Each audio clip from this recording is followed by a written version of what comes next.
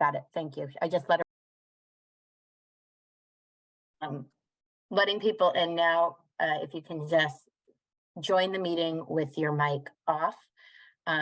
I will be monitoring the notes throughout, so you can either use the hand raise during David's presentation to ask a question, or put your questions, feedbacks in the notes, and we'll work to address all of them.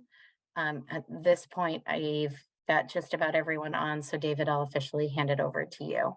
Okay, thanks, Amanda. I appreciate your support on this. Good evening, everybody. I'm David Post. I'm the CEO. I do thank you for taking the time to come onto the call this evening. I know everybody's got a busy agenda in the evenings, and I know your time is valuable, and I appreciate that.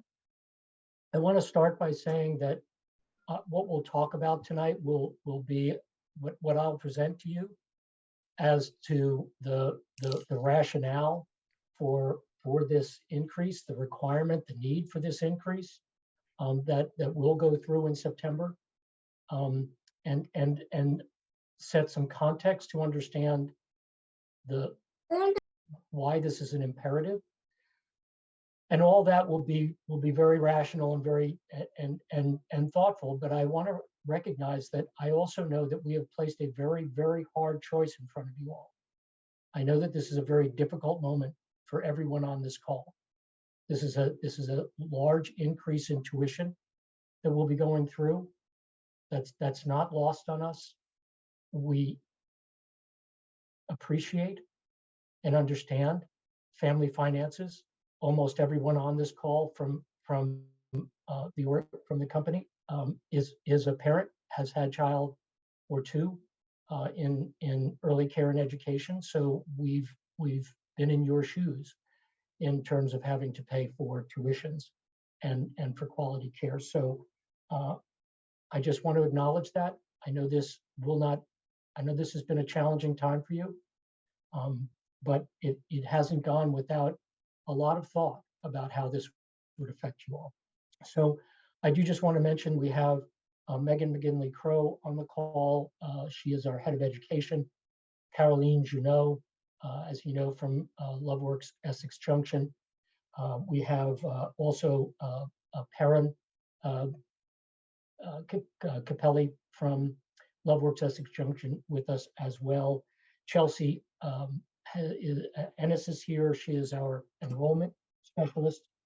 And I will say that Tara Brooks and Nikki had hoped to be with us this evening, but they've got personal obligations that will keep them from joining. So I want to take just 25, 30 minutes to speak with you, to talk with you about the context of the childcare, the context of this rebranding, to help you understand why we're doing this, why this is an action that we're taking, and what is behind it. So I want to leave 30 minutes for your questions, to answer your questions, to talk to you about your concerns. We did run about 90 minutes last night. This is a later start. I'd like to try to keep us to an hour if we can. So I'll be brief. So I know what brings us together tonight is what is separating us, and that is our need to raise tuitions and the challenge for you to pay that tuition. I know that separates us. What I would remind us all about is what also unites us and what we share. And that is, we know you want the best for your children. We want the best for your children. Caroline, Nikki, Tara, all of our teachers, all of the folks at LoveWorks, all of our teachers at HeartWorks, every day they come in and they try to do their best to educate, care, love, nurture, support the development of your children. And that is what we share. Obviously, first and foremost, fundamentally, it's health and safety of your children. Then it is care and nurturing. Then it is education. And of course, underpinning all of that is affection and the hope that we will be able to help these young people in the first 1,000 days of their life to get a great start in life. We follow the science. We understand 0 to 3. We understand NACI standards. We work to what we hope is the highest quality of understanding how to educate young children. We know it's different for a baby who's 8 months than a toddler, who's 18 months, than a child who is 38 months. And we practice that curriculum with great intentional purpose. And that brings me to the rebranding of what it is that we're doing. And this isn't solely changing the name on the door. This isn't some marketing kind of work stream here. This is a fundamental change in how we want to educate your children, not only in LoveWorks, but we're also bringing new innovations and enhancements to our HeartWorks schools. And to be clear, I have a deep and abiding respect for Caroline, for Nikki, for the teachers in LoveWorks, and I think they do a marvelous job. And I think what our intention here is to build on that legacy, what they have created for so many years, by bringing in a more intentional pedagogy, by having more specific curriculum activities, by looking to document those things in new ways that give you and your children milestones to work against. To understand. Love you. See you Saturday.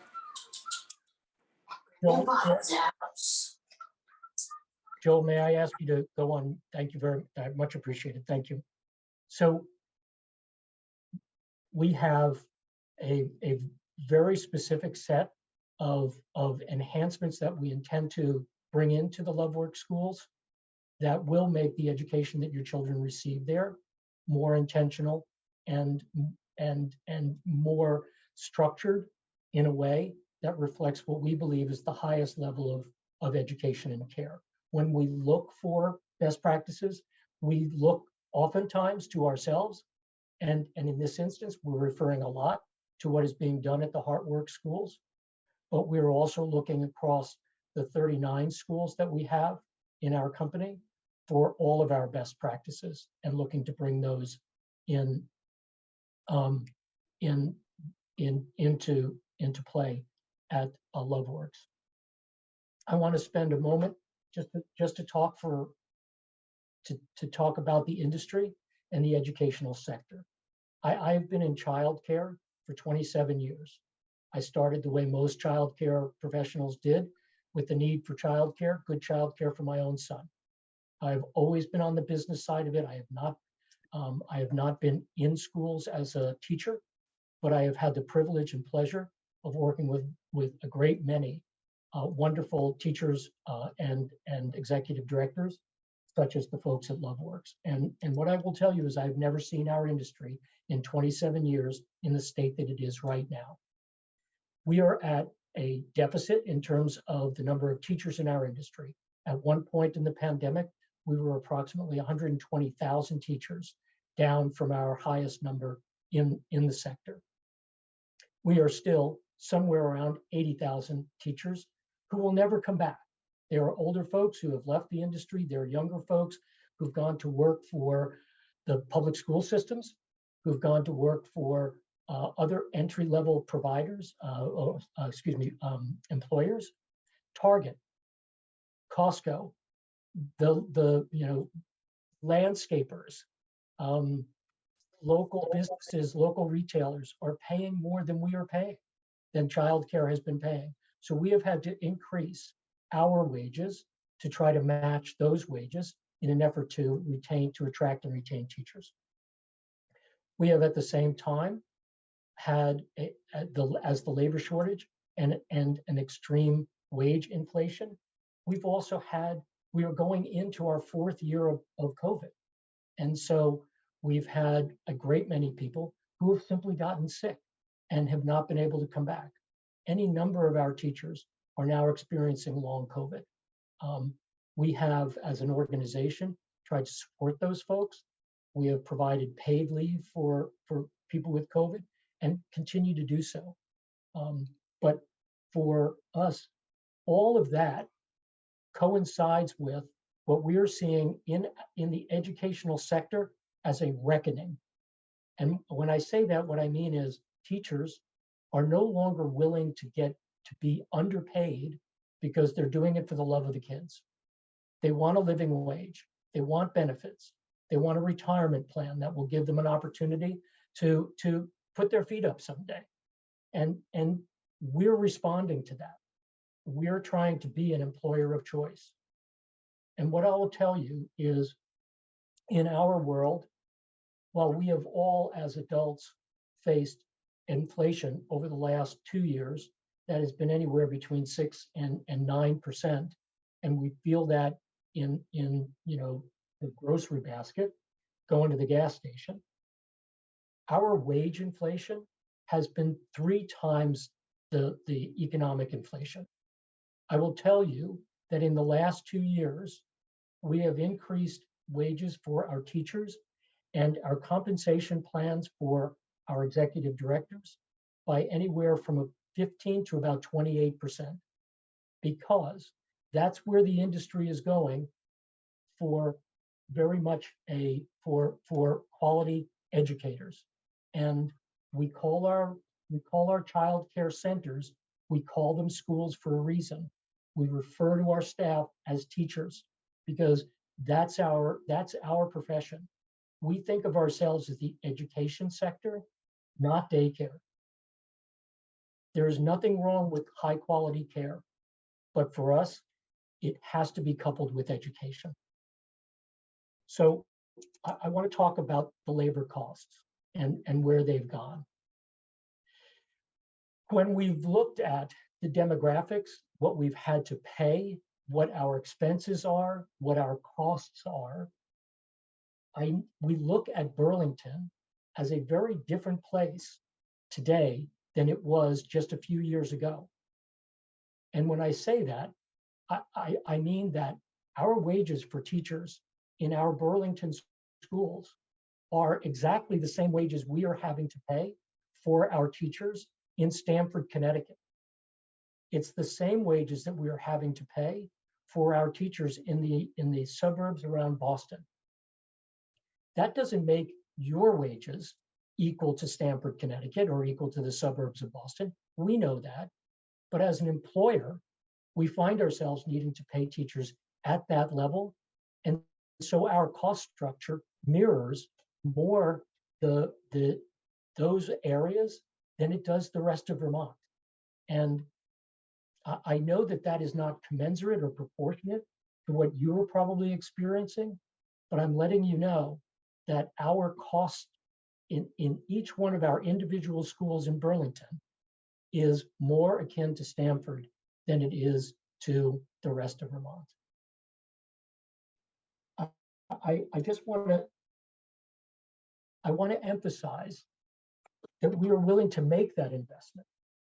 We want to make that investment in teachers and in our schools themselves. And what I can tell you is that we started investing capital money, capital improvements in the 2 schools in 2021. That picked up in 2022. We have more to be done in 2023, and we are looking at 2024 for capital improvements. And when I say that, those are large projects. And then they could be a large purchase of new furniture. It could be the renovation of outdated flooring. It could be the paint that we do. Specifically at Lovework Shelburne Road, we have conducted, as we have done in all 6 of the schools in Vermont, a health and safety audit of the playground. We contracted with an architectural firm to come in and tell us what is the delta between where the playground is now and what a best practice playground looks like. Wood chips. Wood chips are cheap and cheerful. It doesn't cost a great deal to buy wood chips and put them down as the play surface. But you know what? The the the the reality of that is that children eat them.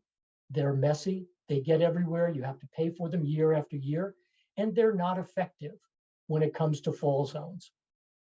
And so one of the projects that we have planned at Loveworks Shelburne Road is to renovate the entire playground. We would take the wood chips away and we would put in a surfacing that's typically known as pour in place. And so it was provide a rubberized surface. So that's the kind of work we're doing. In addition, these schools and most of our Vermont schools did not have security systems that we felt adequately protected staff and children. And when we're improving our facilities, we're improving them for the benefit of the children, but we're also recognizing that what we're trying to do is create professional workplaces. So security systems coming in, already installed in some of our schools, more of them ongoing. It's called a Brevo system, and it locks the door. So the net of that capital investment over the 4 years is in excess of $500,000 in order to improve the facilities. And we're making that investment because we think that that is critical for the well-being of the school. The reality, and so I want to finish with, we used to operate 5 Loveworks schools in Vermont. And I've been in the CEO position since January of 2021. So prior to my coming on board, what I know is that we had to close 3 of those schools because we're so low, the expenses at that time were so high that those schools did not cover their costs. And so it was a decision to close those schools rather than carry them as unprofitable schools. Not just unprofitable, I'm not talking profit, I'm talking expense and revenue. They weren't covering their costs. We find ourselves in the same position with the 2 current Loveworks schools. We are not covering our costs at the Loveworks schools based on the amount of tuition that we're bringing in versus the expenses of operating the schools. And the question came up last night, and I want to address it. The capital dollars, the capital investment that we're putting in is a separate fund of money. It's a separate pool of money that we have for renovation, upkeep, maintenance for our schools. It does not come out of your tuitions. It is part of a separate pool. It's what profit allows us to do. Profit allows us the ability to then reinvest in our schools. And we are at a point, and we found ourselves at a point at the very end of last year of needing to decide, are we going to take one of 2 very hard roads? Are we going to close this school, both schools? Are we going to find ourselves in that position, or must we raise tuitions? And we raised tuitions as of the 1st of September, and we have tried to give you as much notice as possible. I know 5 months is not a tremendous amount of time. I know this is a big increase. Our alternative was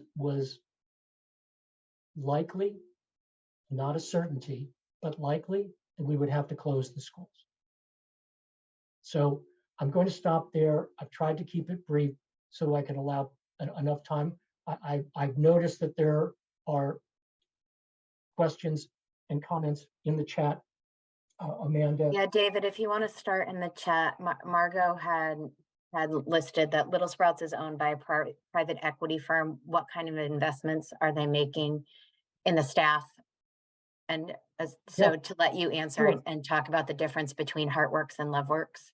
Yeah. So yes, we are owned by a French company. who are childcare providers themselves. They are the largest childcare provider in France.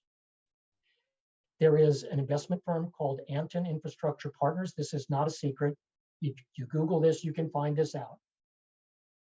All of the investments that we're making, our ability to carry these underperforming schools, the enhancements that we're making, and I haven't even touched on those yet.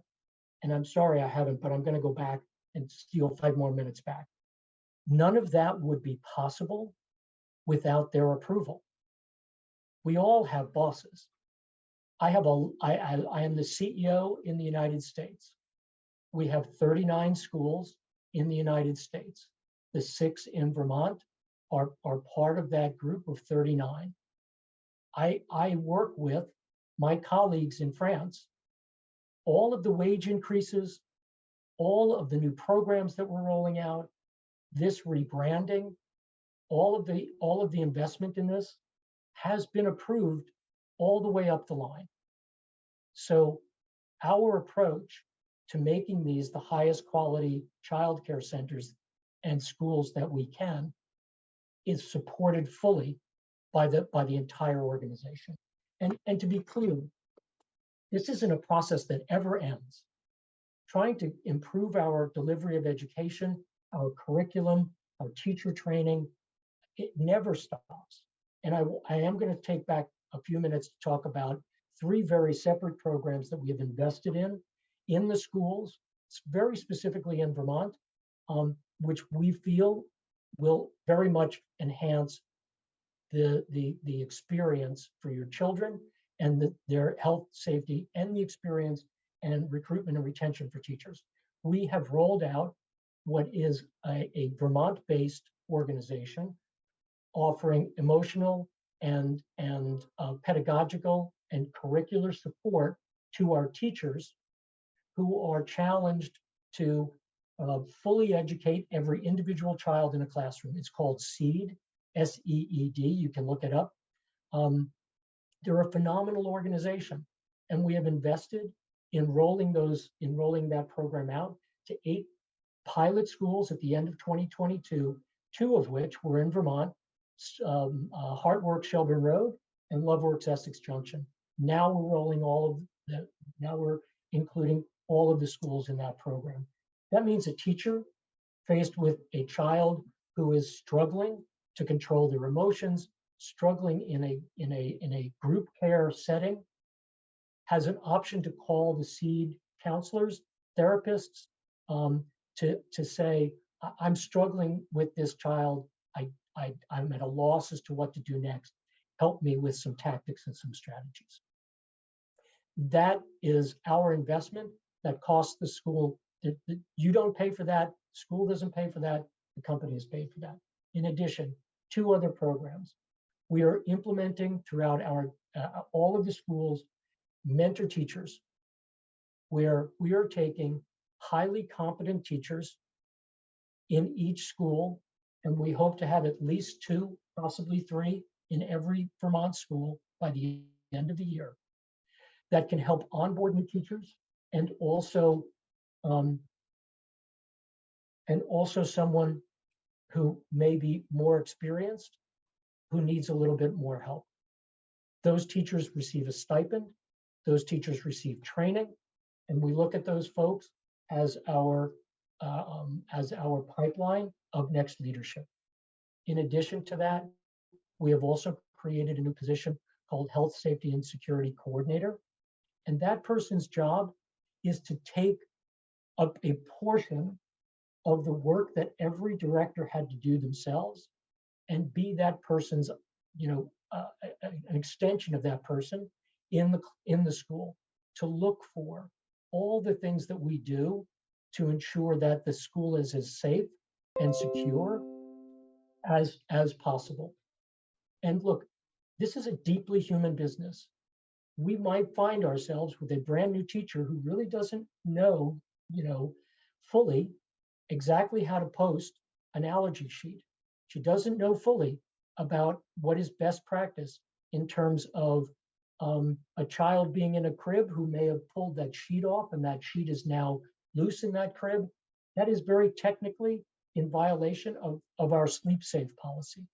So that the health, safety, and security coordinator has 1 to 3 hours, depending on the size of the school, each week to go through that school to assist the director.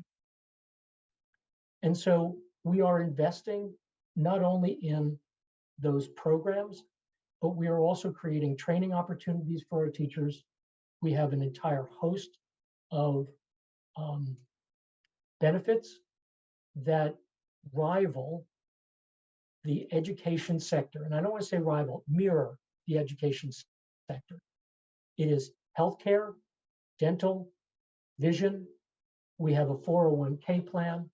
Possibly the greatest that we've been able to offer is an industry-leading employee discount of 75% off for an employee's first child, 75% off tuition for an employee's first child, 50% off for their second. Because we're rolling out a sibling discount, they also receive a 10% discount for their third child. If I had my way, I would advocate, and we are advocating for the state to provide free childcare for childcare workers. If that was provided by the state, we would see an influx of people into our industry. As it is, we are offering that benefit so that people will come to work for us. They'll be able to afford to come to work for us. What we heard clearly was they can't afford to put their own children in our own schools because the wages that they were being paid versus this discount kept them from being able to afford the schools. So we put that into place. So Yeah, prior, there was no childcare discount for employees at either HeartWorks or LoveWorks. right, And right. prior to this, HeartWorks teachers and staff were at a different pace, and directors were at a different pay scale than LoveWorks directors and teachers. And that is already no longer Yes. the case. Yeah, that was unacceptable to us because from our perspective, it was inequitable to have a two-tier system for people who were bringing the same effort and passion to their work, and it felt unequitable for us. David, we and- do have more in the comments, but Brady Hoffman was Yeah. the first with his hand up, so I Yeah. had Please. acknowledged to him. I'm going to stop, and I'm going to make one other point as we go through the questions. But yeah, thank you. Hey, David, my name is Brady Hoffman. My daughter is Nora Hoffman. My wife is Amy. I first want to say thank you for taking the time to do this. I know this is not an easy conversation. There's a lot of opinions about both the money and the concepts of this. I get business. I get the process. I'll be straight. I'm equally as frustrated as any parent. And I also know this is not easy for you in running a business to help make sure that you're successful and protecting our kids. So starting there, I'm not going to hit the money because I think there's a lot of folks who will hit this better than me.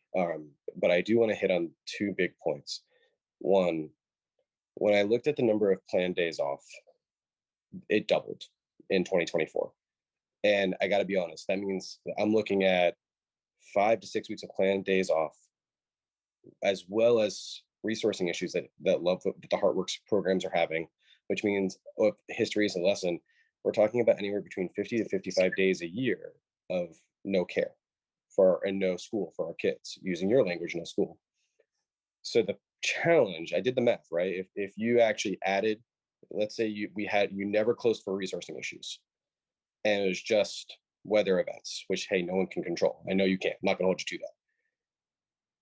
Then, hey, that actually the planned days off wouldn't be that bad. But I'm concerned that we don't have a plan, that they're still going to happen. So we're talking about 50, 55 days of planned days off with the tuition increase in that. How are you going to support Carolyn, the HeartWorks teams, to say, hey, we're going to avoid closures? Because, man, even with all these things and all these tuition increases and all these programs, 6 weeks, I got a lot of flexibility, but that's like 6 weeks a year I don't have childcare. That in and of itself is a barrier to success for me attending your program and my child, because that means they're 6 weeks a year out of school. Yeah, and so let me address that directly. this is again, another burden. We understand that. As educators, as teachers, we have looked to mirror the education system in terms of their time off, because many of our teachers are also parents of children in the school systems. And has been, again, in terms of the rebranding, this has been the norm at the HeartWorks schools. And I will say that of the two, of the LoveWorks schools and the HeartWorks schools, a greater number of applicants for jobs will come to us for the HeartWorks schools, even when the pay is the same, because the time off for them is absolutely critical to manage their own families. And I know that puts a tremendous burden on everyone here with the increase in the number of days of no care. It is where we have moved to in order to be able to have an equitable schedule for all 6 of our schools in Burlington. So just one follow-up and then I'll end because I want to be respectful of other people's time. David, thank you for that response. And to just point out that makes sense. I understand where you're going with that. And those programs at these other schools, there are programs for these kids to go to that allow them to have supervision or programs during the day. We're talking about programs, your program specifically serves infants, toddlers, and up to elementary school, preschool, right? So toddlers and infants don't actually have programs to go to. So while I understand your logic there and the value of that, particularly from potentially older preschool students, because where there may be programs they could go to, albeit whether or not I agree on others, that's a different story. But like you're putting the parents who have toddlers, working moms particularly, to make a choice to say, we don't have anywhere for our kids to go actually. So that to point out a very specific part here, infants, toddlers, older toddlers, those who don't have programs to go to, now you've forced your customer, your kids that you're supposed to be in care of, not to have care. So that's going to push mothers out of work. That's going to push parents out of work because they're going to have to choose 6 weeks a year. No one has 6 years a week off. So for that population, David, where do we go? How do we fix that? Thank you, Brady. Ryan, you had your hand up next.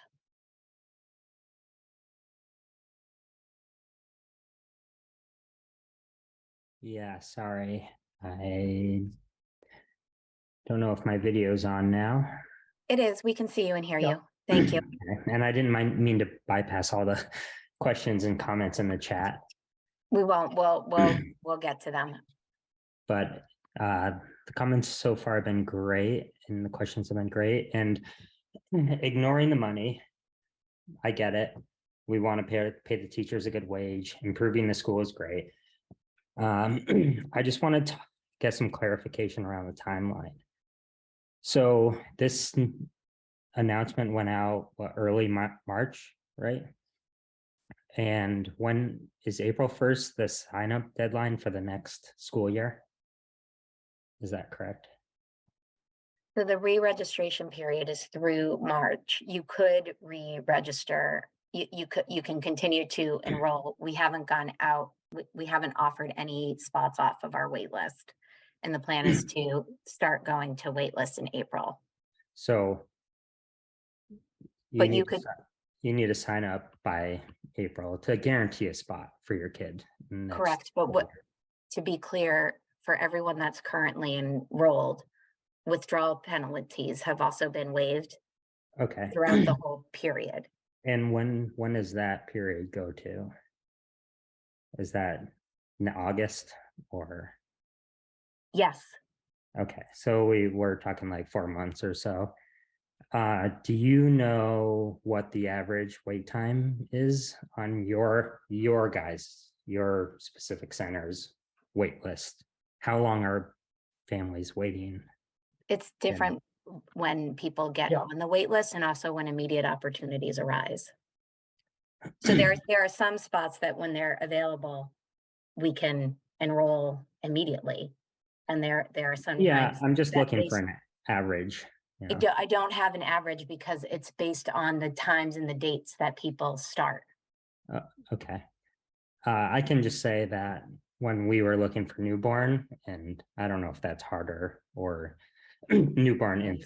infant, our first daycare experience, it was at least 8 to 10 months before we even got one. We got one daycare to allow us back into that. So like I'm for whatever the money increases. Maybe I guess what I'm saying is the amount of time people have to find new options and what they signed up for originally is doesn't line up. So what I'm hearing is we should probably at least sign up no matter what, because we can bail out Yes. at any time. So we should sign up and hope for the best. But I would like to see the average time spent on your wait list. And because it kind of feels like in this day and age and all those points you made are at the beginning, it's hard to find people and workers wanting to work at the daycare and get paid the fair amount and keep your daycare running and keep it up to pace with today's standards, which is totally fair. But what's not fair in my mind is giving very little warning and a huge increase for the families that have already like budgeted this out in their household. A lot of families will not be able to afford this increase. And sure, you can replace them with new people who can, new families, but they need time to find that. So you don't have to respond to me, but what I'm asking for is an extended period of time, maybe spread this 30% increase over 2 years or something. That's what I'm asking for. Okay, thank you. And look, I know I didn't provide Brady an answer in terms of what families do. And David, regarding, our, sorry. Yeah, I was just going to say regarding the schedule, if you want to talk regarding the about the schedule, artwork schedule. and what you're supposed to do. I don't have your answer. And I don't presume to know how exactly it you will each choose to manage it. What I will say to you is that we have not only the families and children, we have our teachers. And without being able to recruit, without being able to bring good teachers into the schools, we are equally failing at our ability to deliver high quality care. And so I don't have an answer for you. I will say that. I don't know your circumstances or situations. What I can tell you is that yes, somebody noted our New Hampshire folks do not enjoy the same schedules. If I have my way, if we can do this, we will migrate this best schedule to our other schools. This only exists in Vermont. This only exists in the Heartwork schools. And what we have seen, what we have heard from our staff is that the greatest need for them is to have defined paid time off. And now I know that comes at a tremendous inconvenience and a tremendous issue for you. Inconvenience, I don't mean to minimize it. A tremendous problem for you all. But we have to keep great teachers. And in order to be competitive, more than competitive, we have to offer better than market benefits and value for that. So I admit I don't have an answer for you on that. Margot, just, you I had your, just wish oh, there had sorry. been more time, you I know, understand, let, Ryan. let parents have a year or so to find other options. Yeah. But in this day and age, it's tough. So, and I'll leave it at that. Okay. Thank you, Ryan. Margot, your hand was up next. Thank you. I think it's pointed that you ended that last commentary on better than market rates and competitiveness, because I am failing to see and understand exactly what this tuition increase will provide. I can go to my computer right now and I can email everyone a list of daycares that provide significantly more services, meals, snacks, music lessons, field trips, partnerships with the Flynn Center, partnerships with farms, organic, farms in the area for $350 a week. So I'm really failing to understand what you are going to be offering that is an increase that makes your services more than the market. You haven't explained a single thing about what the families will be getting, other than a better playground, which has been in the works for, as far as I can tell, years, and somehow that's a capital investment that doesn't come out of our tuition, and significantly less care. So what we need to see are some real numbers and statistics and facts about what our children will actually be receiving. You haven't provided any of that, and as far as I can tell, you're failing as a leader, as a company, as an organization. Someone put it in the comments. I think you're probably better off selling this organization to somebody who seems to know what they're doing, like any of these other daycare companies. I think you're really screwing people over here. Like the other comments mentioned, we're going to have to take unpaid time off of our jobs. Taxes pay for public school, and people can afford to pay for camps and other programs with the money they're not spending on daycare. But instead, you're giving us a 40% increase, and as far as we can tell, a 0% increase in service. And I will add, for the preschool teachers and preschool families, LoveWorks South Burlington is not currently Act 116 approved. And even if it were to be, this increase in tuition would wipe out any savings that those families would receive. There are a lot of great questions, and I think instead of expounding on whatever you want to talk about, just go through the questions in the comments and answer the actual questions that people have. So Margaret, that's why I wanted to leave the back end of the time of our time together to do that. We are not Act 166 at LoveWorks Shelburne Road. We are Act 166 at LoveWorks Essex Junction, and we intend to be Act 166 at LoveWorks Shelburne Road. We have just received our 4th star. Nikki applied for and received that. That was a requirement. And the improvements that we have made there already, the investments that have already been made there, have allowed us to get the 4th star. With the 4th star, we can apply for Act 166. 166 costs us money to administer. It is, we have a person who does nothing but help to administer the Act 166 and the state subsidies that we provide at all of our schools in Vermont. And we have a commitment to that. We want to do that. We want to be able to provide that to our schools. So that is a commitment that we are making very specifically for LoveWorks Shelburne Road.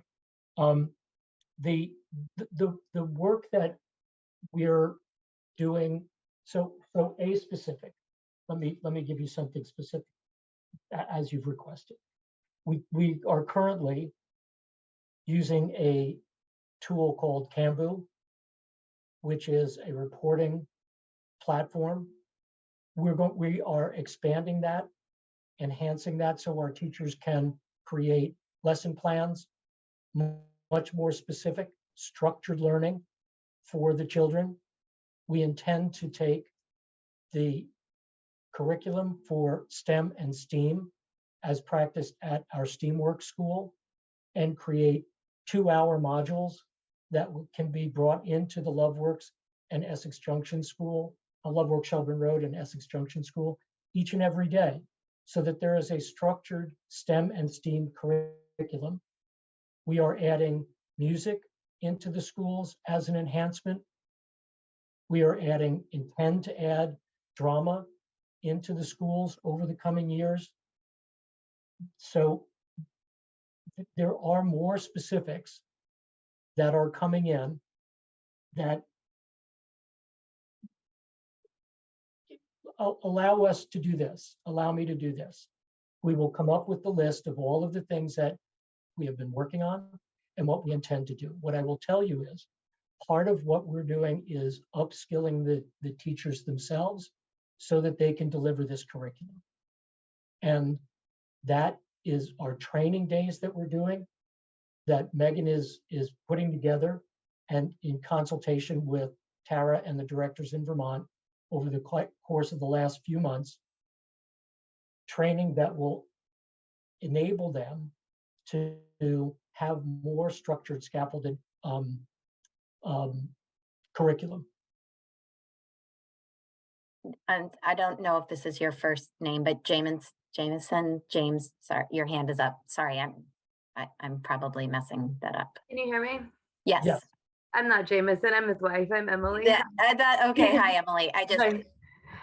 Thank you guys for taking the time to meet with us. My son is Hale. He's a 2-year-old at LoveWorks Essex, and his little sister is still inside me, but she is enrolled, or I'm hoping she'll be attending in the fall. I'm still obviously pregnant. Yeah, I'm not really gonna have anything new to say. I'm more just kind of reiterating sentiments that other parents have shared and everything. But I don't really want to talk about where the increased tuition is going and everything, because I know that it's not going to change. I know that we have come hell or high water. We're either paying this or we're not attending. I'm more concerned because, like, everything you're talking about sounds fantastic. Really trying to improve the care for our kids and improve their curriculum. But I'm kind of concerned that the risks of making all of these big changes is outweighing any kind of benefits that you think are going to come out of this glorified curriculum for our kids. I mean, we can't afford to enrich our children's lives outside of daycare because we're going to be spending all of everything we have on like the tuition and and not being able to, like, not having our kids in our childcare for like 6 weeks next year. That's gonna cause like that's gonna cause so much stress for so many people. It's gonna change the trajectory of so many people's careers. Like me, like a mom, like working moms, I have to figure out how to change my job, and I'm 6 months pregnant. Nobody's gonna hire me right now, and then I have to spend my maternity leave applying for jobs. I mean, that's just gonna be, this isn't about me anyway, but it is like going to like cause like so many more problems for people.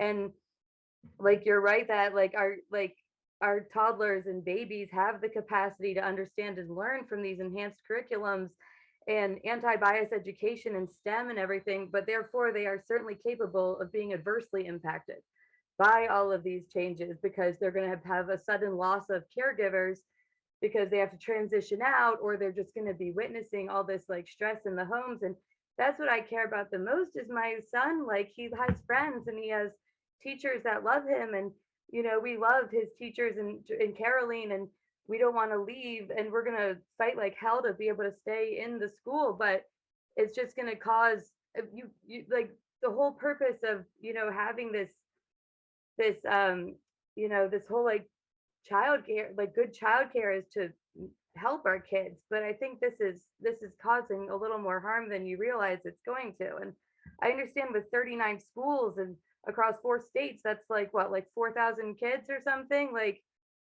but our kids aren't numbers, they're like actual people. And like we like need you to understand that like the executives and the investors of like Little Sprouts, they have a choice to do the right thing. And it seems like as a business, you definitely need to make a profit. And we do not want to sacrifice the benefits and the wages of our teachers. We want our teachers to be happy so that they come to work and then we have happy kids and everybody. We want this to be like a cycle of happiness and everything. But you know, it's you can do the right thing and not make extreme changes with both the calendar and the tuition. We can figure out a way to like change this a little bit, and otherwise it's kind of playing God with our lives here, and it's just difficult. And like other parents have brought up about the wait list. I mean, I had to tell Caroline when I had a positive pregnancy test that I needed to put a baby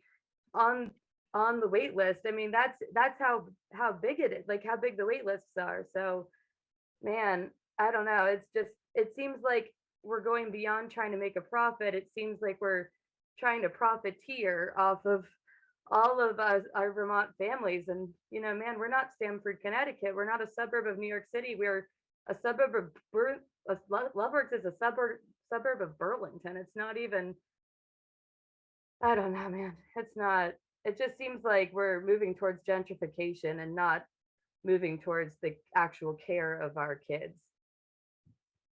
That was a lot of jumble. No, it wasn't, Emily. It wasn't at all.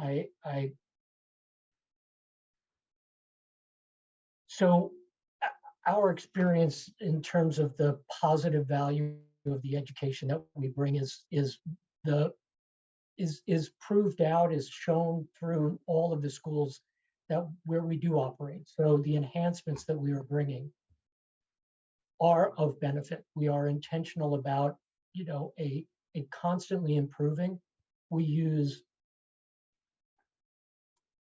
standards that are accepted, within our industry, whether that is high scope or a Waldorf approach, a Reggio Emilia. We use all of those reference points as platforms to help inform the education that we provide and the curriculum that we offer. I hear you in terms of the challenge. I do, and I appreciate exactly the way you put that. So thank you. Andrew, you're.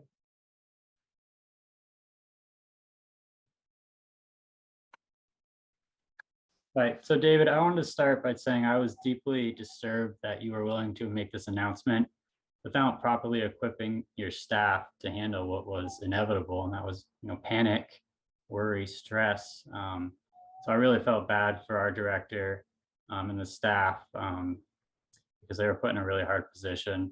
And it made us question your leadership qualities.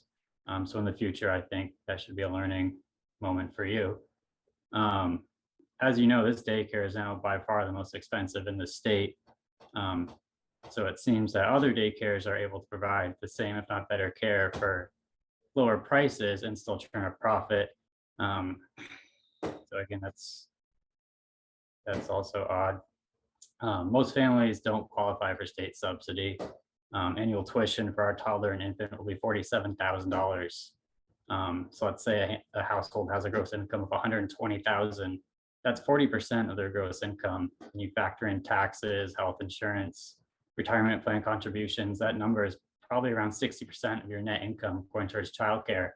So I know you're a businessman, but as a family man, that's not sustainable for us or for anybody. So we now need to find a way to come up with another $800 a month. We can't just go to our employer and ask for another $800 a month because you demand it. What's worse is we have till the end of the month to figure that out. That's just not feasible. And it's sad that our kids are the ones paying the ultimate price for your decisions. As one parent wrote in a letter, we're being held hostage. We either pay up or we get out. So if we pay up, we don't provide as good of a life for our kids. So there's no more nice Christmas or birthday presents, no more family vacations, no more saving for college, which is sad. The other option is leave, which, as you know, isn't an option because there's nowhere to go. And if we were to leave, we're taking them from their teachers, their kids, in a place they really love. So I think, you should think more about the kids and the effect this will have on them. I think that's all I had. I just wanted you to know that these have major implications for us. As you know, we've all lost sleep, we've panicked, we've cried, so we feel trapped and taken advantage of.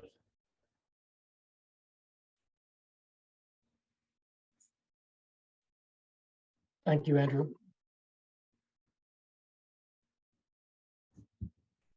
Alan? Yeah, hi, thank you. Quick question before I dive into it. Do you guys do pulse scores for your staff, like surveys, how leadership is going? We do have surveys that go out regularly, yes. Okay. I'm just curious because supposedly staff got 10 to 15% increases in January, which is great, well deserved. But this announcement happened. It seems, after talking, lots of parents have talked to the staff, and many are planning on either leaving or are unhappy. And frankly, no one on the ground really likes you. So I'm just trying to understand, was this decision worth it? Like, who was involved in this decision making? Because it wasn't anyone no one asked for this. Who asked for this? So Who asked this? Which families? Which teachers? So this for us, Alan, this is what we believe as an organization in terms of how we want to provide education and care. What we're committed to. I'm sorry, I didn't hear you. Who are you to decide for the teachers and the families what's best for the teachers and the families? As a company, we have a very strong sense of what education and care is of the highest quality in our educational sector. And so moving the LoveWorks schools onto the same educational platform and pedagogy and curriculum as the other Vermont schools is what we believe as an organization. So that is what leadership is. Leadership is taking an organization in a direction that is designed to provide best in class, first in class educational opportunities within the schools we operate. So that is our driving force in making this change. That is where our values lie as an organization, to make these changes, to make these enhancements and improvements in order to be the educators and schools that we want to be as a company. So let me just clarify. Let me get this straight. So you and your small executive team know what's best and better than anyone that goes to the school and works for the school? Is that what you're saying? You know better than else? What I know works in 37 other schools with regard to the quality of education and care that we provide, because I see the evidence of that That's false. The evidence says you're wrong because no one is happy. You're not selling software. You're not selling mechanical products. These are kids. You're treating this like a business and organization that has nothing to do with infants and babies and children and toddlers and parents. It's sad. It's terrible leadership when it comes to education and children and business ethics. Is awful. And honestly, I would advise that you really consider stepping down as the leader of this organization, because this is one of the biggest botches I've ever seen in my entire life as a CEO of an organization. Thank you. And that's honestly probably all I have to say at this moment. I don't even want an answer because it's been smoke and mirrors this whole time. Thank you, Alan. Glenn?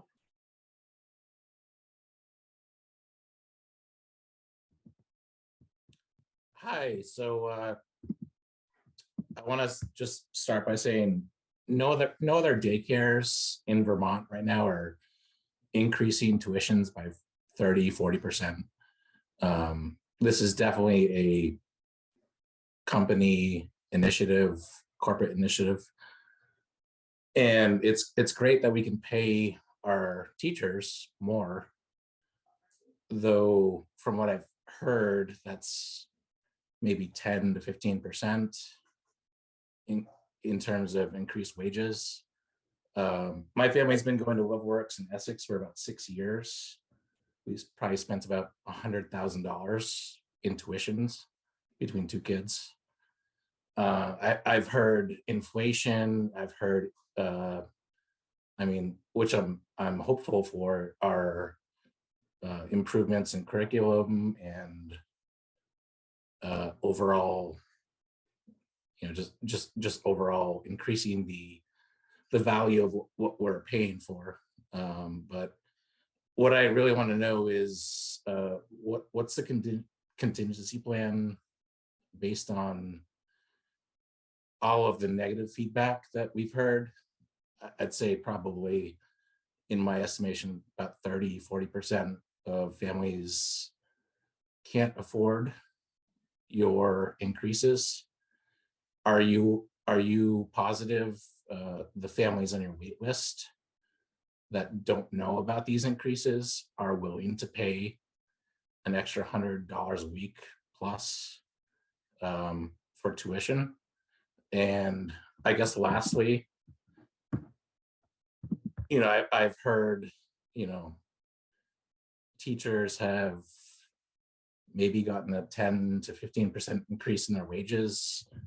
What does that look like for you, David, and other corporate executives at Little Sprouts? So I'm going to push back on the 10 or 15% because that may be true of individual teachers. Maybe that is an increase that an individual teacher has received. It certainly, if they've been hired in the last year or so, they have been hired at a much higher wage than a teacher who's been working in our school for 3 to 5 years. So that sorry to cut you off. What is your average starting wage as a say an infant teacher for LoveWorks Essex? $25 an hour? No.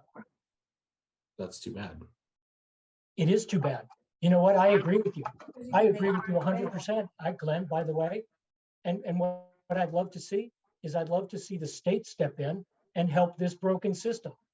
My rebuttal to that is, though, yeah, but right now, how has your company been able to turn a profit for the past 3 years while paying teachers lower than somebody making bagels at a bagel company across the street? I don't, in candor, I'm not sure I understand that question, but what I will tell you is these schools have not turned a profit. These schools have not paid their expenses in the last 2.5 years. And if this change isn't made, a much harder choice will be to actually close the school, and every teacher will lose their job, and every family will lose their ability to bring their children here. So when families can't pay for the increases, you are certain that other families can in Chittenden County? I don't know that. Which is very scary in terms of a corporation, right? Yes, it is. I work as a manager of a corporation. Like, you can't just on the whim say we're going to increase our prices without any kind of forecasting, right? So that's not, so I think we're conflating two things on this, and that it's not that we haven't done forecasts. It isn't that we haven't let people know in a transparent manner, those folks who are on our wait list, what their costs will be. That doesn't mean I know that they can pay them. We can only communicate with them what the costs will be. we are faced with a choice of this increase or the very real potential of having to close the school down. And so I will respond to one question you asked, which is, I'm not going to talk about executive compensation, but I will tell you about my own. And that is that this position pays 20% less than it did 5 years ago. And there's been no offsetting bonus. There's been no offsetting compensation to make up for that 20% reduction. In addition, our teachers last year, because of the economics of a variety of reasons, the economy being one, they had to go 16 months without a pay increase. So I went 18 months without a pay increase because I could not find it suitable, appropriate for me to benefit in a way that the teachers would not. So that's the answer in terms of my own position and what we've done in terms of executive compensation for the CEO. I can't speak to what other childcare centers are doing. I don't know whether you're talking about for-profit schools. I don't know if you're talking about single promoters. I don't know the quality of the care that they're providing. I don't know the quality of the teachers that they have. I don't know the wages that they're paying. I don't know if they're providing benefits. Childcare is expensive, and providing care is an extremely expensive enterprise. I'm sorry, I don't want to interrupt here, but I've heard you say this has been a problem for 3 years.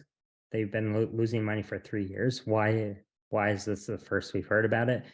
If you let us know 3 years ago, hey, we need to start increasing tuition, we need to become profitable, we're going to do this over the next 3 years, I think the reception would be a lot better. Ryan, you might be right. 3 years ago, I wasn't in the seat. I came to the position in January, 2 years ago, January of 21. So let's change that. 2 years ago, fine. Why didn't we get this communication 2 years ago? In retrospect, Ryan, maybe that should have been what we did 2 years ago. We have steadily increased tuitions as people have made comments in the chat and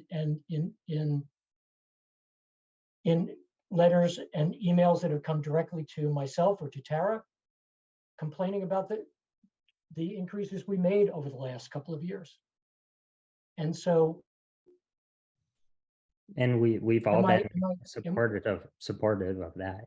We've accepted them and continued paying.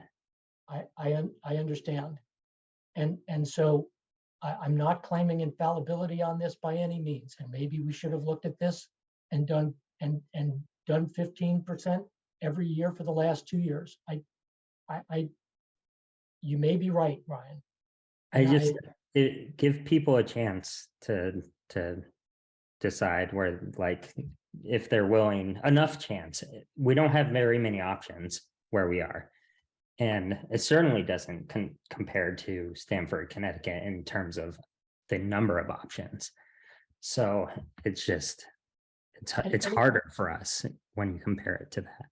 I wasn't trying to compare Burlington to Stamford for any other purpose than to say that the cost of our wages is the same. I acknowledged Burlington is not Stamford.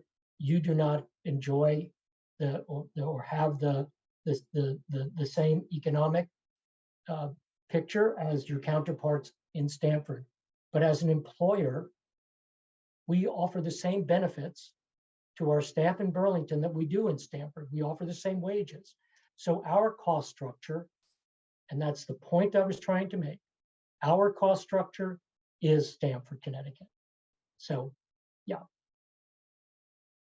I think we have two more questions and I think we're going to wrap it up, folks. Nicole?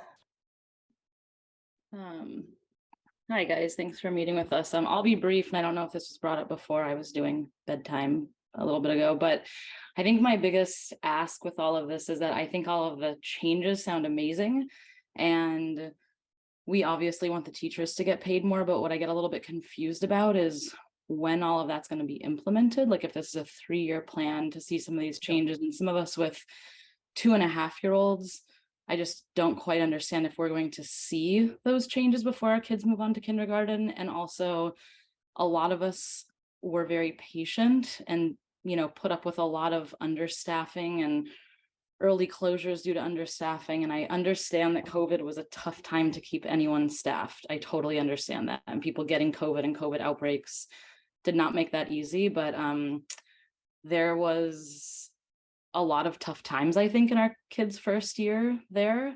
And some of the teachers that I think got kept on board, most were amazing. Some that got kept on board, I think, because they were so understaffed. And so I think my biggest ask is, if there is any literature communication coming out after all of these meetings, as we're making a decision, I ask for a little bit more of a timeline to understand whether or not we're going to see the fruits of this. And my big ask would be could we all just be grandfathered in, because we did stick with some kind of tough times and we stayed really committed to the center and have supported the teachers and all of that, and could just the new enrollments maybe be faced with more of a price increase. And my other concern, I don't know if anybody has brought this up, but there's been rumors about staff wanting to leave since all of this started. And my other concern is that if people start to jump ship, are we guaranteed that we're going to be able to bring our kids to daycare when they're scheduled and we're paying for it? If these teachers really do leave because of everything that's been going on. I will be sad and saddened, and I will. It would be terrible if our teachers left for this. And I agree with you. I have heard that comment. I have not heard that from our directors. I've heard that on last night's call. I heard it on tonight's call. I don't know that that is a reality. I would not want that to happen. Obviously, as far as a timeline goes, the intention is to have many of these programs in place by the start of the school year. And it's not, it will always evolve, it will always expand, it will always amplify. But it is intended to have the teachers trained over the summer. We've already begun some of the other enhancements that we're doing, so that it will all roll out with the start of the new school year and the introduction of the new pay grid tuitions. Sorry. Okay, thank you. Thank you, Nicole. Carolyn? Hi, I'm Caroline, and I just really wanted to put it out there that I think you're not really answering very many questions at all. And so I'm not really going to give you any more questions, but what I'm thinking is, are you a Vermonter? Are you from here? Do you know who we are? We are people that will stand up and we will build a playground. We will get together and we will do fundraisers. We are people that care so deeply about our community, and it feels as though you are just bashing everything about what it means to be a Vermonter. I want everything inside me to give the most to our teachers, the benefits, the 401k, the higher increase in a livable wage. We are all for that. But you haven't brought anything to us that explains the playgrounds, the walls. I can help paint those. I can bring people in. We all can. We all care. I guess my only real question is, how do you sleep at night, yo? This is just an outrage, an absolute outrage. You are forcing us into poverty when we've all worked so hard to get where we are and to be who we are in the state that we chose to live in.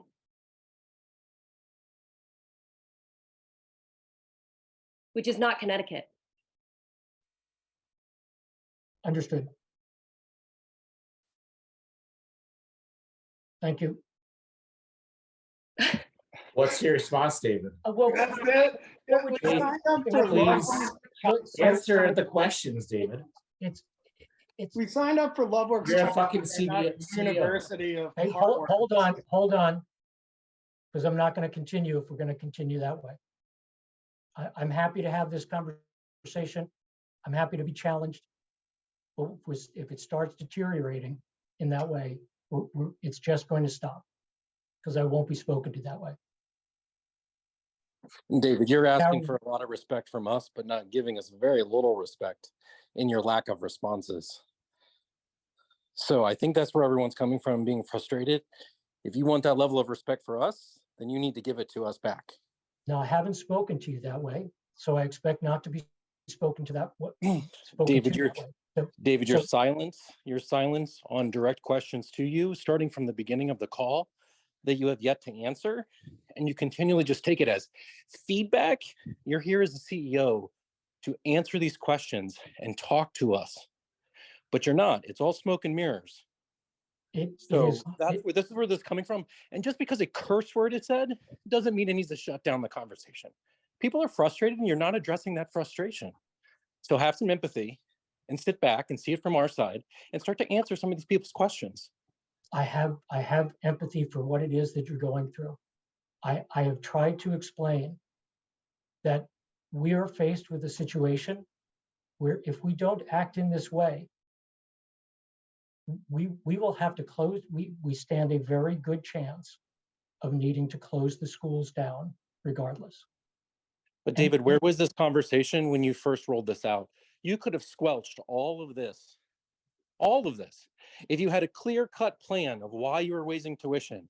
We were going to have to shut down the schools, but you didn't. When people came to you and asked, you said, "Oh, I'm going to go get the list." You even said, "Today, I'm going to get the list of improvements." We would have understood. We've been talking about improvements to a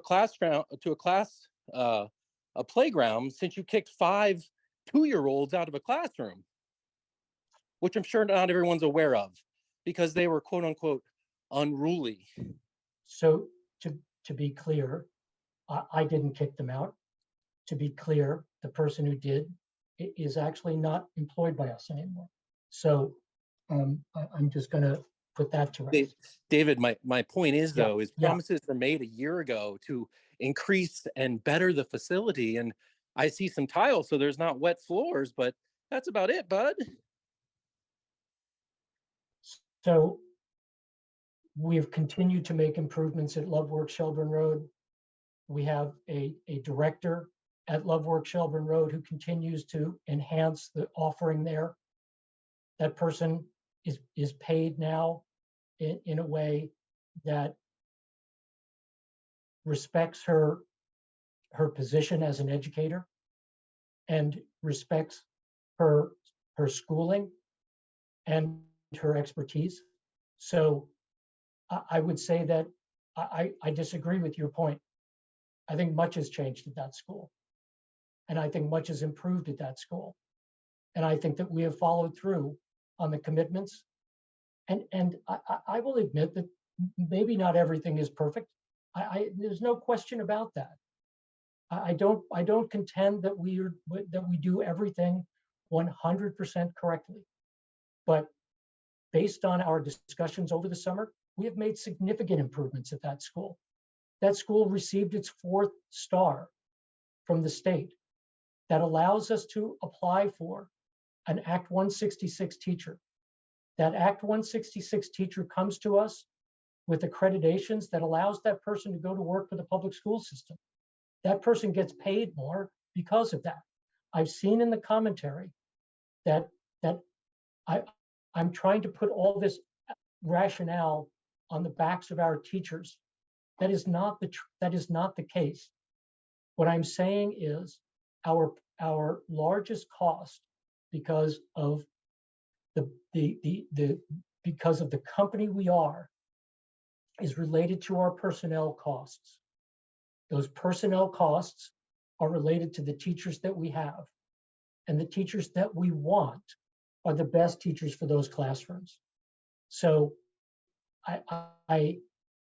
if I've fallen short in terms of the communications plan, I truly apologize for that. It was certainly not my intention to do that. And you have my apology. I could have gotten that better. So David, is this yeah. is increase that we're talking about right now, is this solely going for teacher salaries? Is there any portion of it that's going for teacher salaries since the last time we raised tuition in like February? So we have we will look at teacher wages again this year. And, So that's and this, remember that this increase is going in September. And so we will look at an increase for teacher wages 1 year after we did this last increase in teacher wages, which will be December and January of 2023, 2024. So yes, a fair portion and a percentage of this increase will go to teacher wages. A percentage of this increase will go to pay the stipend for the health, safety, and security coordinator, as well as the mentor teachers.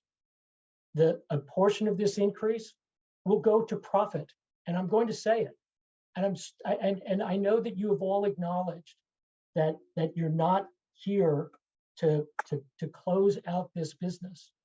We are a for-profit company, and many of you are in business and understand what that means. And so what I would say is we are going to put a portion of this toward teacher wages and toward the sustainability of this school. And folks, with that, I think we're just going to call it a night. I really appreciate everything you've said. If I've let you down because I haven't been definitive enough, I've tried to deliver what I hoped would be the very binary choice that we are faced with. And that is improve the financial sustainability of the school, or in the very likely scenario, have to shut it down.